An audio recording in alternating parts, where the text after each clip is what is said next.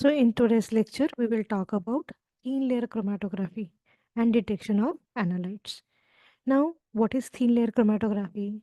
How to uh, choose a support system, how to choose a stationary phase, how to choose the mobile phase, what kind of molecular interactions occur, and how the analyte runs over the TLC plate. All these things are discussed in details in past few lectures. In today's lecture, once the development of the TLC plate is done, how to observe the analyte that we are going to learn. Now, to see how the plate looks like, let's see this particular slide. In this, what we are trying to show is once the plate is developed, that is made to see the analyte, it should look like this. So you will see the colored spots at different distances, and the colors of the spots are also different. It is going to depend on the molecular nature of the analyte, the functional groups, and its reactivity with the developer or visualizer solution that is used. So let's talk about how to go for visualizing TLC plates. So generally, as I said earlier, most of the organic compounds are going to be colorless. And even if they are colored, the amount applied on the TLC plate is so less that the color cannot be seen with the naked eyes. So how to visualize these separated analytes? It can be done by a non-destructive method. That is, the compound is not going to be altered, not going to change, not going to be degraded, or is not going to react with any other chemical, so that its basic nature is remaining same.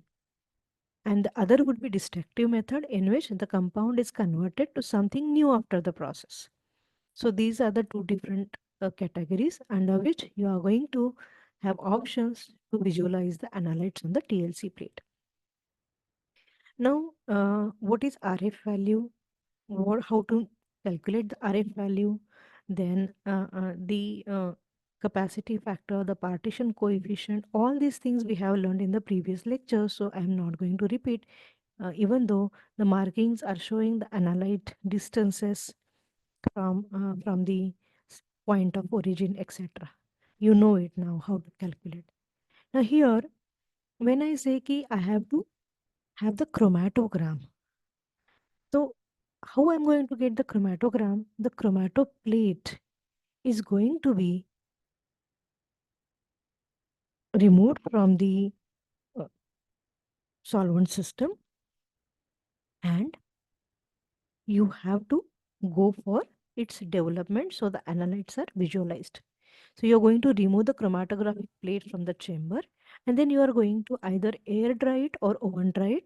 So the mobile phase should be completely removed. Now, to detect the separated analytes, they are going to remain in a specific zones. So you have to detect that zone. So there are different methods and ways. So colored substances can be viewed in the daylight without any treatment, but the colorless substances can be seen by various destructive or non-destructive methods. So when it is non-destructive method like exposure to daylight, you can expose it to UV light, for example. So those analytes which absorb UV light and may give you fluorescence can be visualized by using UV in the range of 250 nanometers or ahead, up to, for example, your amino acids, peptides, DNA, RNA. You know what are their absorption maxima in the UV range. So similarly, specific for the analyte, you have to know the specific nanometers if you are going to attach spectroscopy for that, or else just if you have a UV visualizer, like you just observe your agarogel agarogel electrophoresis plate, you keep it on the platform, glass platform. No, it is transparent to, or it is permitting the movement of UV, and at the base you have UV light, and it is going to pass through the gel, and you are going to see the fluorescence. So that is how here also you can check the presence of analytes which are going to absorb in the range of UV region. If mm, uh, it is not possible. Another thing is you can go for fluorescence phenomena as well. So where you are going to expose the analyte to the lower uh, wavelength, and by absorbing those light, the analyte will get excited, and when while coming down to the ground state again, it will emit the light that is fluorescence light. So the certain analytes are fluorescent by nature, and they can be observed by this particular technique. Of course, detection can be achieved by uh, other methods wherein fluorogenic compounds you can use. You can add that fluorogenic compound to the sample, uh, or you can add these chromogenic substances, fluorogenic substances to the silica gel itself. So the plate fluorosis, and on that you will see different dark spots. That also can be done. There are biological methods also that includes enzymatic method. We will learn these step by step. Now to see how these different uh, development methods they work. Now for visualization, as I said, you are going to take the TLC plate after it is run and dried, then you are going to keep it under UV light. So the plate is fluorescent and you are going to see the dark spots like this, right? So this is one method. Second is you are going to expose your plate to the iodine vapors. So iodine will react with most commonly with the unsaturated molecules very very efficiently, and give you such brown spots. So you can detect presence of separated analytes on the TLC plate. Further, visualization of analytes can be done with chromogenic sprays. So when I say chromogenic spray, it is going to be selective for the analyte. The color reaction is going to be seen only after appropriate interaction. So appropriate reagent is to be added, which is going to selectively react with the analyte. So for example, glycine conjugates yield characteristics red orange color on treatment with para-dimethyl aminobenzaldehyde. So para-dimethyl aminobenzaldehyde can be used to detect uh, substances which are having glycine as a conjugated entity. Or you can use potassium dichromate to detect silver nitrate, potassium dichromate silver nitrate to detect sulfur containing compounds. Or anhydride can be used for amino acids or peptides or glutathione conjugates. So a specific color will develop on interaction of the reagent with specific analyte. Every analyte will not give you the same color. It will vary. So these are certain examples, and you have to have a specific system for each type of analyte. Now here is just a few examples, like iodine is there, para anisaldehyde is there for carbohydrates, then bromocresol green is there for carboxylic acids, which are going to give you yellow green spots on blue background. Of course, it is very important to know that you don't have to give any heat treatment, because some of the reactants may need higher temperature, and you might have to apply the reagent and keep it at elevated temperature, maybe on the at the in the oven. You have to bake the plate so that the color develops at particular temperature. But when you are talking about a reagent like bromocresol green for carboxylic acid, no heating is required, so it is comparatively easy method. But if you are going with charring agent wherein you have ethanol and sulfuric acid, then you might have to go for additional treatment that is of heat. So with in presence of heat and sulfuric acid and ethanol, a charring action occurs and you get dark spots on the TLC plate. Now, here are some advanced methods that we have to learn now, which are used for detecting the TLC. Now, radioactive isotopes. So, you are aware about what are the different radioactive isotopes which are used as labels for biomolecules, right? You have tritium, you have C14, right? You have uh, sulfur, you have iodine, which are having isomeric molecules and are radioactive and are biologically compatible. So some of these radioactive labels you can apply in TLC also. So It is referred to as radio tracer technique. Right. So the analytes which are separated by TLC, you can identify those by radio tracer technique. So distribution of the substances in a reactive mixture, then understanding the metabolic pathway of drug, then assessing the purity of isotope, or for assessing the particular analyte and its purity in a given sample. All these things can be done when we talk about use of radioactive isotopes. So when it is applied to TLC, it is very similar to any other uh,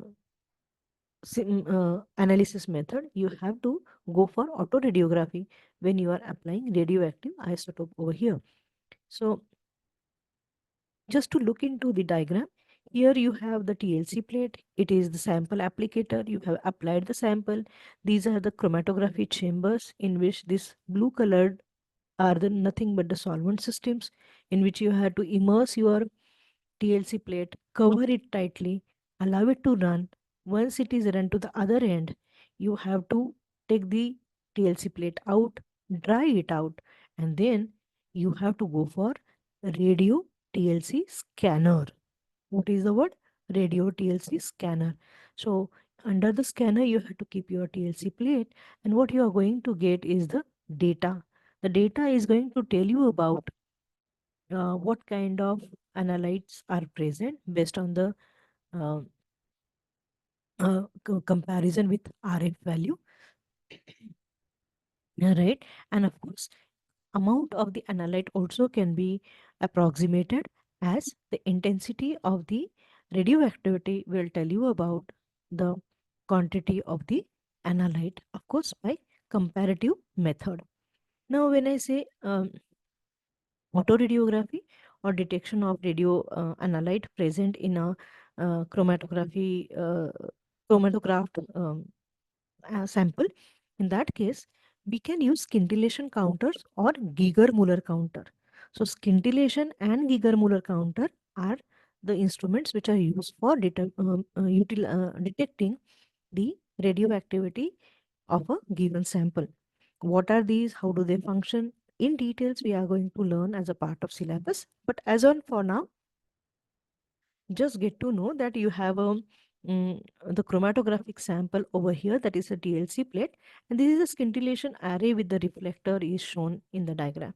So here you have to keep your plate onto this, and it is photodiode array. So whatever the signals are received from the rays emitted by the radioactive material, they will be captured and will be intensified by photodiode array, and a intensified strong uh, what you say signal you will receive, and that will be converted into such kind of a chromatogram. So this is one of the methods which is used for detection of an analyte, where you are separating the analyte by TLC method. Now, as I said earlier, in situ chemical reactions like addition of particular uh, a chromophore group or a selective reagent that will react with your analyte and give you a colored complex. Similar kind of in situ chemical reactions on TLC plates also are mm, going to include, say for example, acetylation reaction, dehydration, or formation of derivatives like acetates or DNPs or methyl esters, etc. So by addition of that reagent, you are going to have a particular derivative produced, right? So that is one way. Another would be diazotization, esterification, halogenation, or you can go for catalytic hydrogenation, oxidation reaction, or it can be reduction or simple photochemical reaction also. Nitration, isomerization also can be explored for detection of TLC plate. Once you have treated your plate with such reagents, you can identify the colors by spectroscopic methods. So in spectroscopy, what is the working principle? It is the advanced version of colorimeter. So it also functions on the principle of Beer-Lambert's law. So a light of a specific wavelength is passed through a slit, rectangular slit of defined size.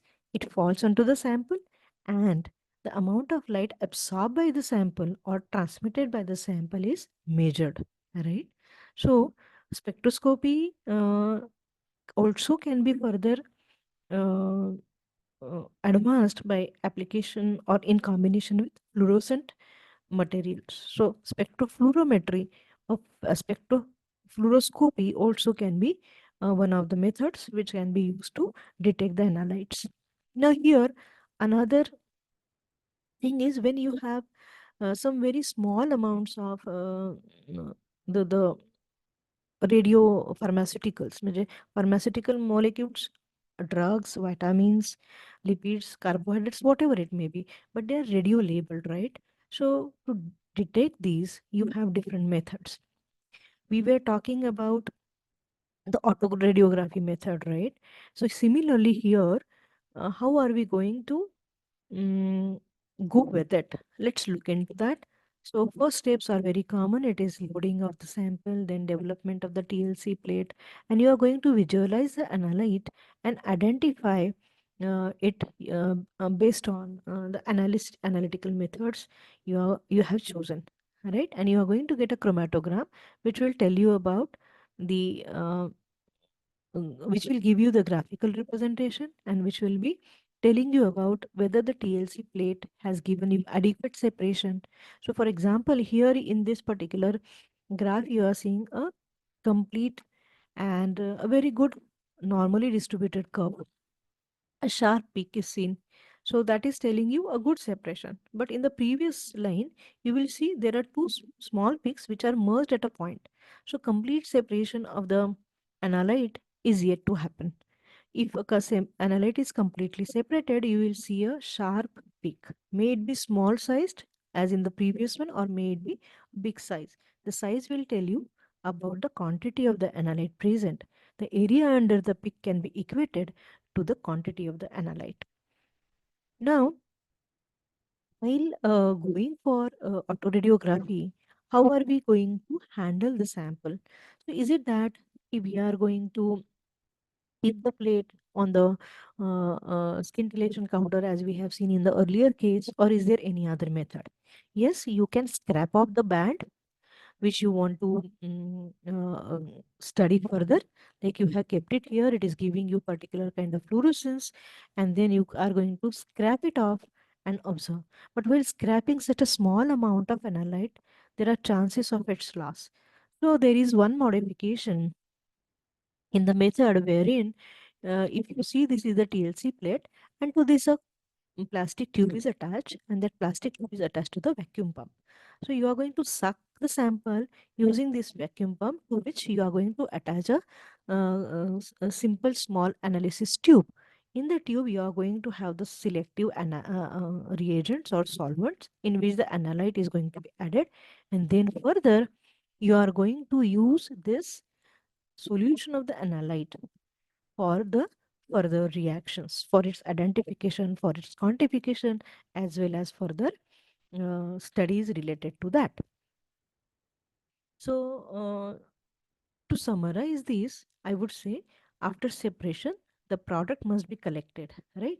So, from the plate, if you can go by scraping, again, there is a chance that you lose some amount of it or unwanted material or the nearby spot also may get mixed.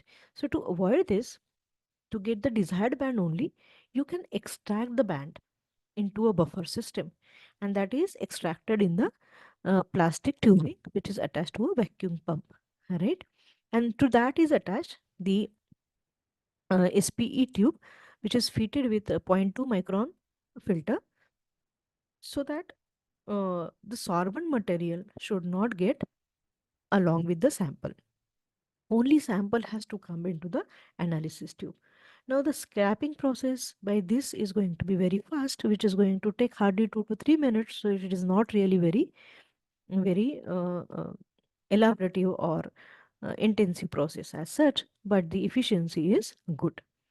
Now radio TLC technique when you are talking about, you can use high resolution imaging based readout. So Serencov luminescence imaging or UV imaging, such methods can be used or autoradiography can be used for study of ROI. ROI is nothing but the region of your interest. What is the region of your interest? It is the location of a particular or desired analyte. So radiochemical technique in the study of TLC plate uh, is one of the known efficient method.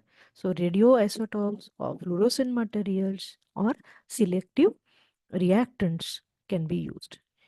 Now going further, it is another a latest advanced instrumentation which is used, which is like visualizer for image.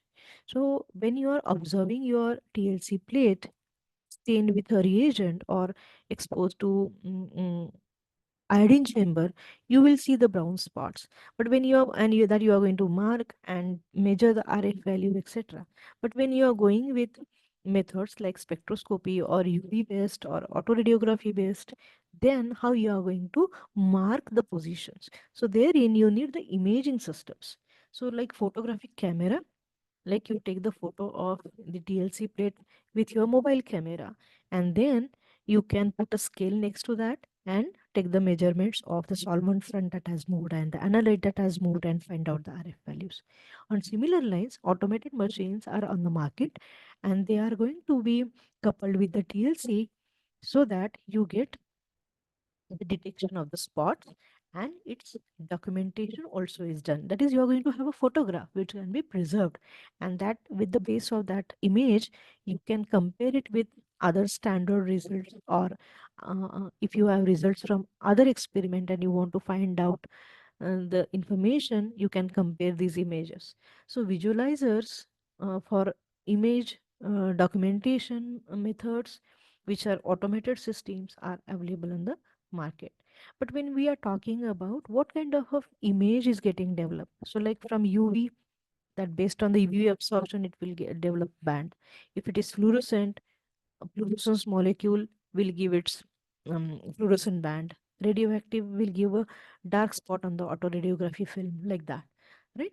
So here another is slit scanning densitometry. Density किती आहे त्या materialची based on that. So in situ measurements, in situ, that is on the plate itself you can measure, and wherein you can use slit scanning densitometers. So this is a technique where a beam of light is used to measure the density of a substance on a plate. At a fixed angle, the beam of the light is allowed to fall onto the plate, the TLC plate, and of course a narrow beam has to pass. So there are slits like in the spectrophotometer or colorimeter you have used or seen, and the particular amount of that selected light will fall onto your TLC plate, and it is going to scan the density of the analyte. The absorbance or the fluorescence of the separated zones on the chromatograph can be uh, studied or analyzed, or you can say tracked, using optical densitometric scanners. So optical densitometric scanner is another in situ, that is directly on the TLC plate you can take the readings off. And similarly, as I said earlier, visualizers, so you can have cameras where they are referred to as CCDs, that is charged coupled devices. So they are going to take the image, and it is going to capture the image to better efficiency as against that of the instrument which are based on uh, the methods like densitometric analysis or scattering of light or absorption of light, etc. So photograph is going to be um, captured, and it can be correlated and analyzed based on the data produced by these machines.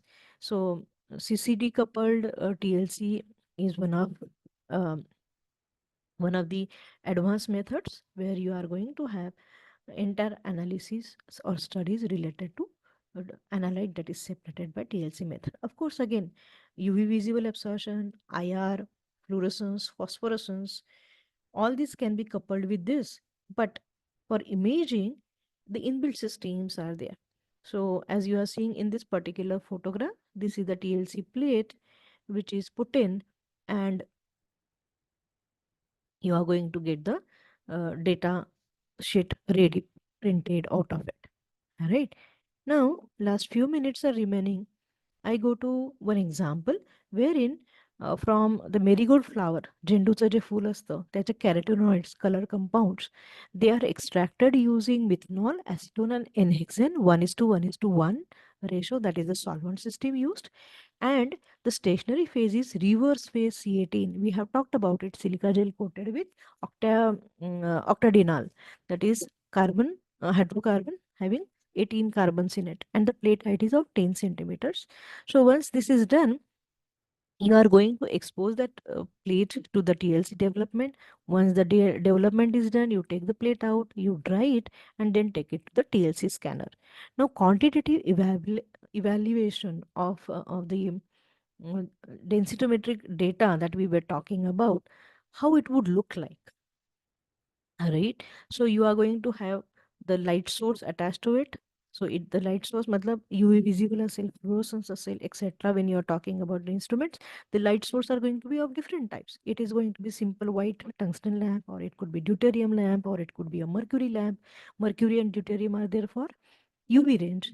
Tungsten is for your um, visible light, and accordingly the light source is there. Or if it is fluorescence, you are going to have separate type of instruments, but ultimately you are going to quantify the TLC analyte using the scanner. So how you will see it in the previous slides we talked, it is going to be measuring the density, but what you will see as a result, so this is what is called as densitogram that is generated.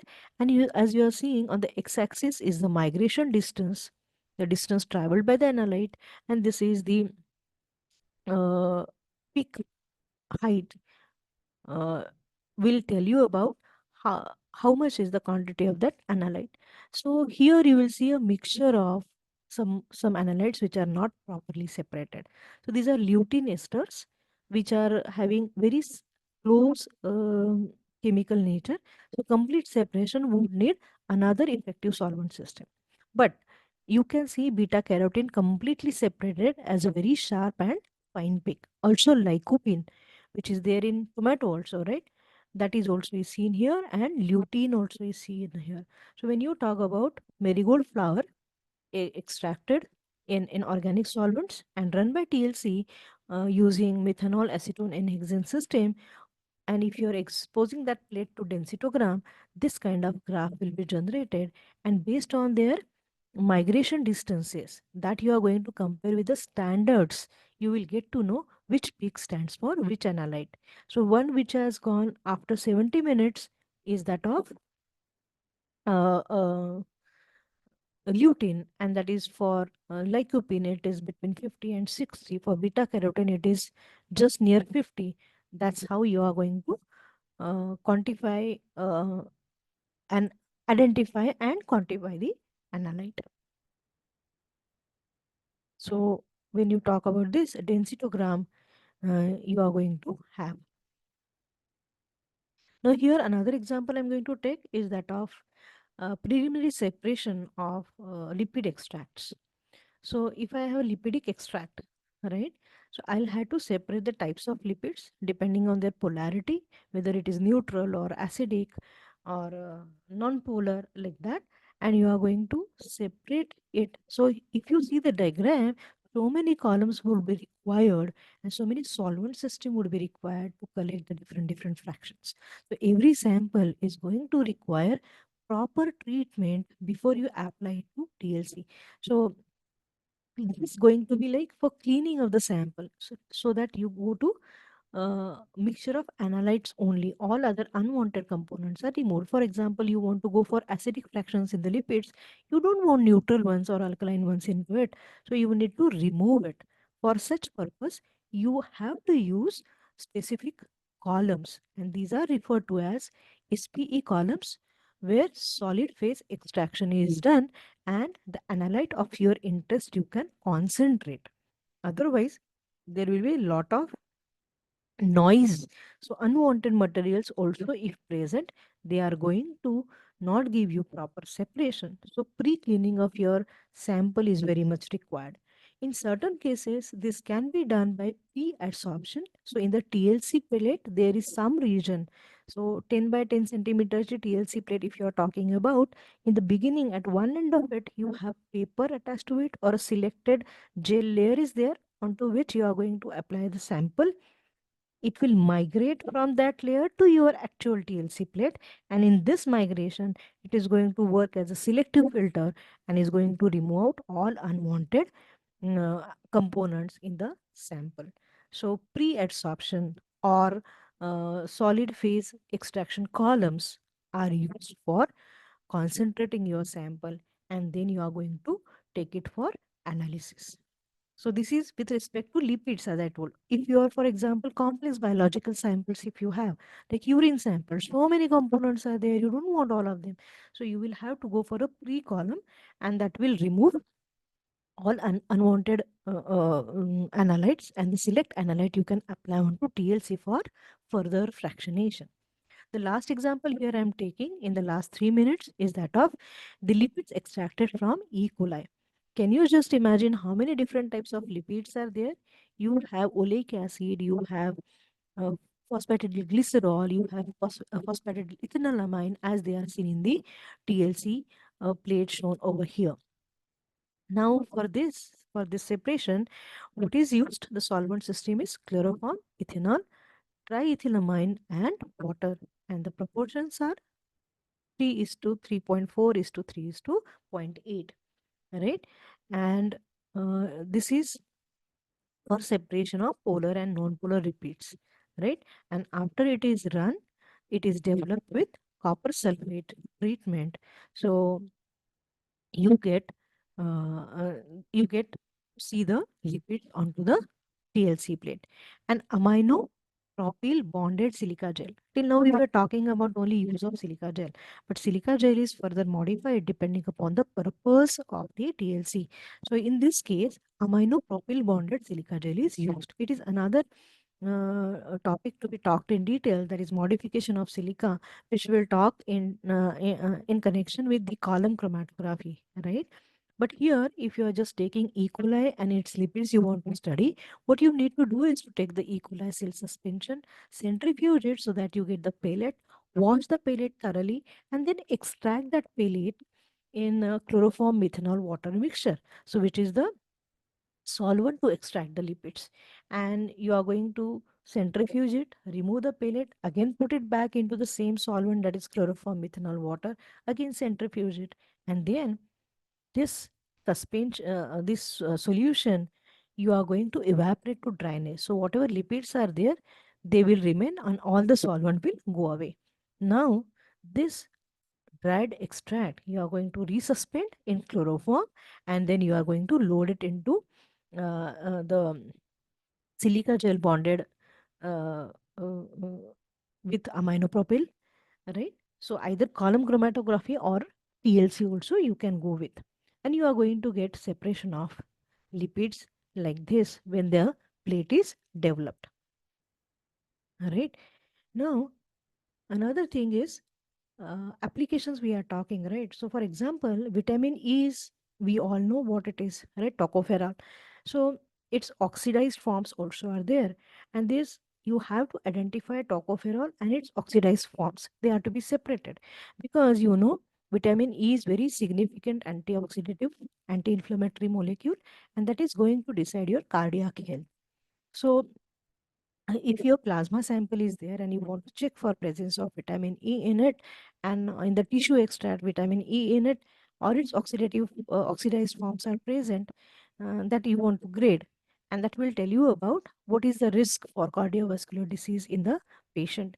So that TLC can be one of the useful tools. So here I have shown the structure of the two molecules, tocopherol and tocoanols, right? So only there is a difference between the side chain which is attached, phytyl chain is there, and here farnesyl chain is there. And the functional groups at different positions, R1 and R2 are different, with such simple variation, that is functional group at particular position. You have to get you get two different molecules and they can be separated by TLC. So silica gel is going to be used for separation, and this kind of TLC